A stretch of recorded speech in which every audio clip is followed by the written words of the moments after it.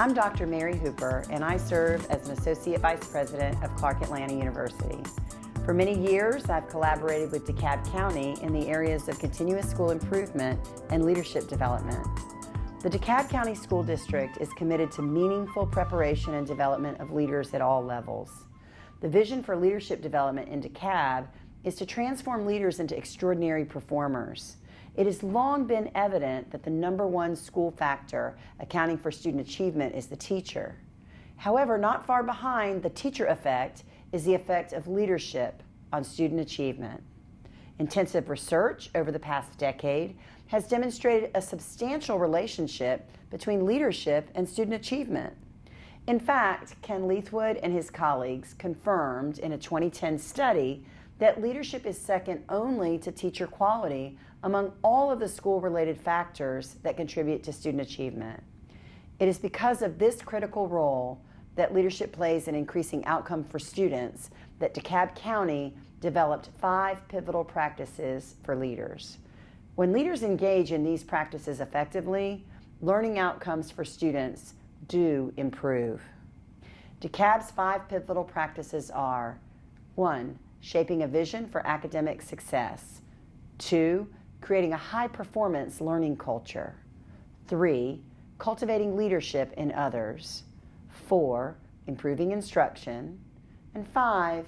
Managing people, data, and processes. These leadership practices are essential for moving schools forward. In the module developed for Shape a Vision for Academic Success, leaders explored the purpose, process, and power of a compelling vision. Kouzes and Posner, authors of the Leadership Challenge, define vision as an ideal and unique image of the future that reflects the shared aspirations and unites efforts to move forward. There are 4 characteristics of a vision that cut across the many definitions included in current research literature. Vision is always about a desirable future. Vision is necessary for leadership as it provides a basis for inducing others to act toward a common goal. Vision provides a sense of direction for organizational members to proceed. And vision is important for organizational strategy and planning as it provides a basis for establishing common understanding and common expectations. A vision must go beyond an aspirational statement in order to guide strategy, planning, and action. An effective vision is initiated through dialogue and reflection about the ideals and values that drive our individual and collective sense of purpose. In addition, an effective vision must provide transparency in the clear articulation of commitments about the work to be done in the organization in terms of teaching and learning, as well as the environment in which we cultivate a culture of high-performance learning. When leaders effectively shape a vision for academic success, the result is much more than a statement or a slogan. A fully shaped vision for success addresses 3 questions. Purpose: why are we here? Process: what do we need to do well together? And culture: how will we work together to create a high-performance learning culture? Mark Twain has often been quoted as saying the 2 most important days of your life are the day you were born and the day you find out why. A clear and compelling purpose must be the foundation on which leaders shape a vision for academic success. The intensive press of accountability and change in the current context of school improvement have created a climate in schools that, for many, has resulted in a loss of perspective on the purpose of education. This press of accountability can disrupt a sense of focus. Often the drive of purpose is missing in leaders' efforts to engage teachers in focusing on improvement. The second area that must be addressed in an effective vision for academic success is process. The vision must provide transparency in the clear articulation of commitments about the work to be done in the organization in terms of teaching and learning. As leaders shape a vision for academic success, it's critical that actions related to improving the school's learning system, curriculum, instruction, and assessment be explicitly articulated in a way that provides for clear and commonly understood expectations.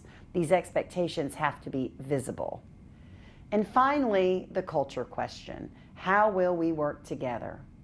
Translated to a culture question, we would ask, what kind of culture do we need in order to create the future we envision?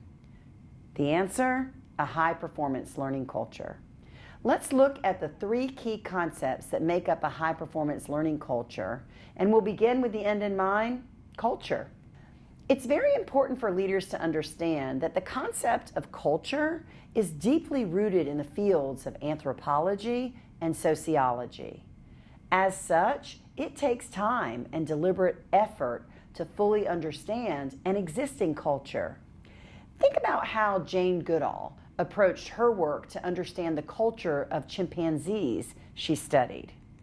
Obviously, Jane Goodall did not administer a culture survey.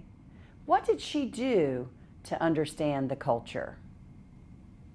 Well, she could really only understand the culture of the chimps' communities by observing and interacting with them over time. Culture is complex, and understanding the culture of a group, a community, or a school requires engagement over time versus a quick observation. See, culture is the shared set of beliefs and values that bind an organization or a community or a school together. And this set of values that bind the organization together give it a distinctive identity. Culture informs how people work and interact with others in the organization. But what about climate, you might ask? Is climate the same as culture? Organizational culture and climate are 2 complementary ways to capture the feeling of the working atmosphere in an organization. While both culture and climate refer to the atmosphere of an organization, culture is a much broader and deeper construct. Culture informs how people work and interact with others in the organization. Climate refers to the basic patterns of behavior, the visible behavior that exists in an organization. So if you use this metaphor of an iceberg, let's start with climate. Climate is like the small portion of the iceberg that shows above the water. Climate can include many features, such as the language that is used in the organization, the rituals that are followed, and the characteristics of the artifacts that are generated in day-to-day work. Culture, however, is like the portion of the iceberg that is below the water. It's like the bulk of the iceberg that supports the small portion that's visible above the water, because remember, culture is deeply embedded in the shared beliefs of the people in the organization. Culture also involves the shared experiences of people in the organization that are used as reference points when it is assumed throughout the organization that that is what the organization values. Another key concept critical to understanding a high-performance learning culture is the concept of organizational learning. So if we look at this definition of organizational learning, we can define it as the collective learning of individual members that results in a modification of organizational behavior that over time ultimately results in a change of organizational culture. So let's think about it in this continuum. At one end of the continuum, there are individual random efforts to refine practices based on new learning. These efforts are happening within existing organizational boundaries. So in a school, that means maybe there's change in a grade level or a department, but only within that organizational boundary.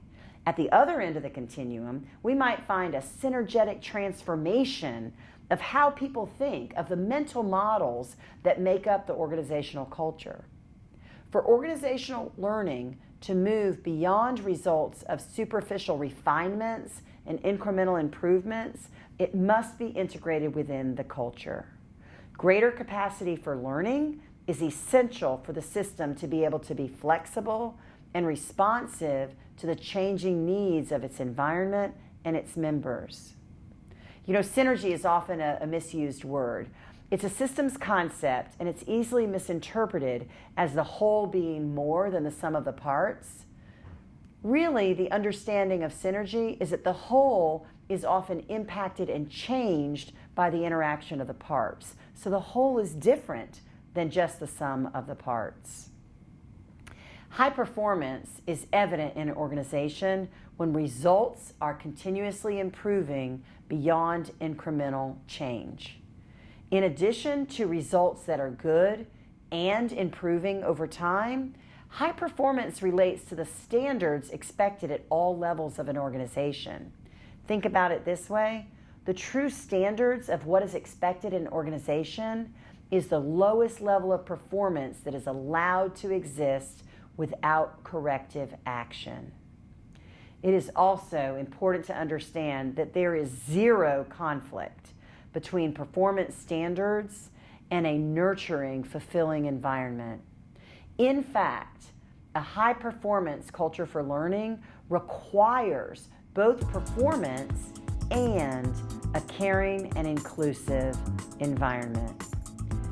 Whether you are new to your school or a veteran leader, remember that creating a high-performance learning culture begins with a vision that guides action.